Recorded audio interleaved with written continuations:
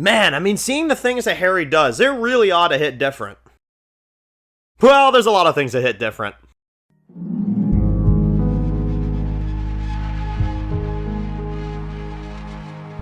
Alright guys, this one's going to be doing a review today. This one's going to be doing a review for Dexter Original Sin. This one's going to be doing my next review for Season 1. This is for Episode 5, titled F is for F-Up. So, yeah, this is a great episode. We are halfway through Season 1 now. We have 5 episodes released, 5 episodes to go. And this season so far, I think, has been absolutely the depiction and the example on what you should do for a prequel series. This is a great show with very accurate acting and very accurate, just lore on the characters overall.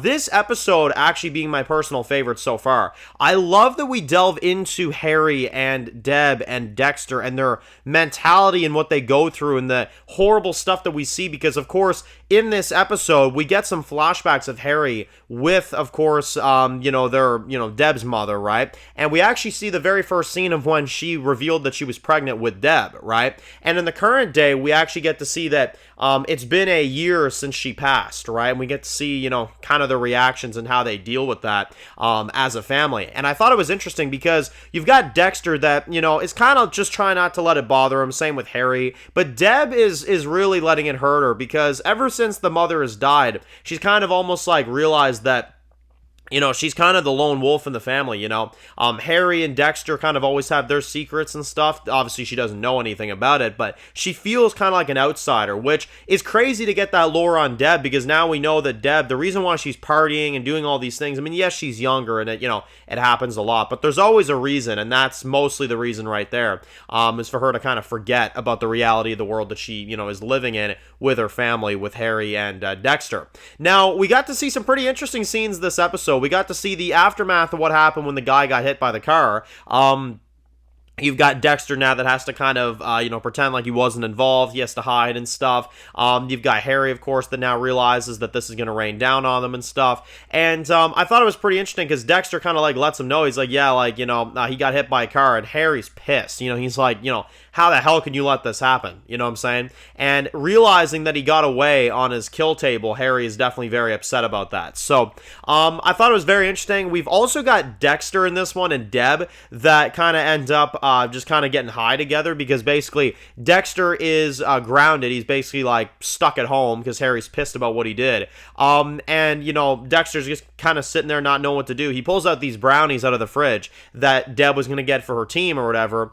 And you got Dexter that ends up having way too many of these brownies and ends up getting high out of his mind. In probably one of the funniest scenes of Dexter where you see Deb decide to join him and they both get high. And it was actually really funny. It was a funny sequence. They were just losing their minds, talking nonsense. And then it gets real for a minute because it's like, oh, well, what if I do something crazy? I'm all pumped up on this stuff, And you've got Deb that's like, oh, like what? And he's like, oh, kill somebody, you know what I'm saying? He's like, oh, I would never kill somebody. Yeah, nah, And it's like, oh my good lord, man. Like, the fact they brought that up, I thought was interesting because I was like, man, if only, like, later on Deb, like Season 7, Season 8 Deb would have, gone back and remembered this conversation, she would have been like, I'm an idiot, you know what I'm saying? So, yeah, I thought that scene of them getting stoned was funny, but it kind of had a reality check into it, you know what I'm saying? Which I thought was pretty interesting.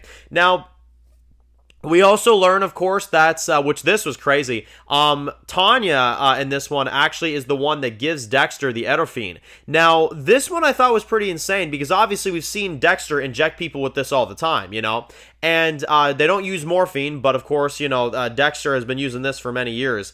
And she's the one that gave him the idea. Obviously, she doesn't know what he's really doing, but it is still interesting that she would kind of bring that up, this is what would take down like an animal or something, And as soon as you hear that, it's kind of like, okay. And like I said, I've been suspicious of Tanya for a while, ever since the show kind of began. And now Dexter's gotten her idea to use this as, his source to knock someone out when he's trying to get them on his table.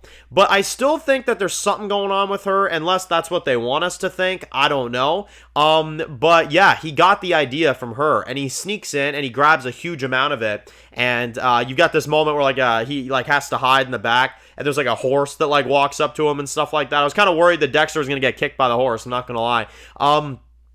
But yeah, you know, he gets that and he gets out of there and stuff. And well, it gets even more insane because as you then see, he actually uses Harry as a a test subject, I guess, if you will, to see if it works.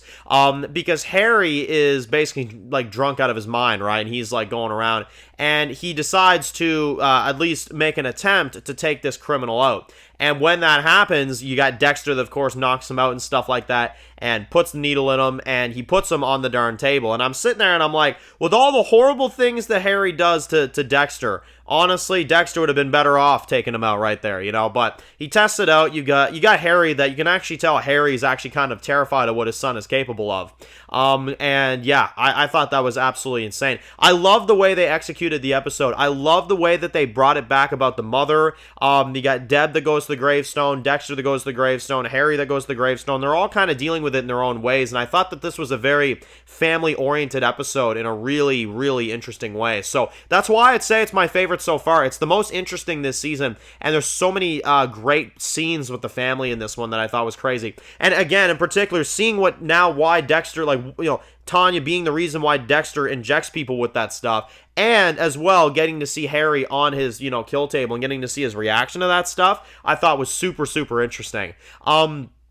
So yeah, really enjoyed this episode. I thought this was amazing. I'm going to give it a perfect 10 out of 10. This first half, at least for me, is flawless of Dexter Original Sin. We'll see where the other 5 episodes take us, but at least for the first 5 episodes, this first half of Season 1 of Dexter Original Sin is a leading example on how to do a spin-off series, or in this case, a prequel series of a show. It's really well done. And the acting is spot frickin' on. It's so good. That sounded like a Deb quote. Spot frickin' on. So, anyway, let me know your thoughts in the comment section below. If you're new to the channel, guys, and you enjoy videos like this, make sure to click subscribe and don't miss any other videos for Dexter. Make sure to follow me on Dan's Views Official on Instagram, guys. And, of course, I'll see you guys really soon for more videos for Dexter Original Sin. Enjoy the rest of your day, guys, and peace out.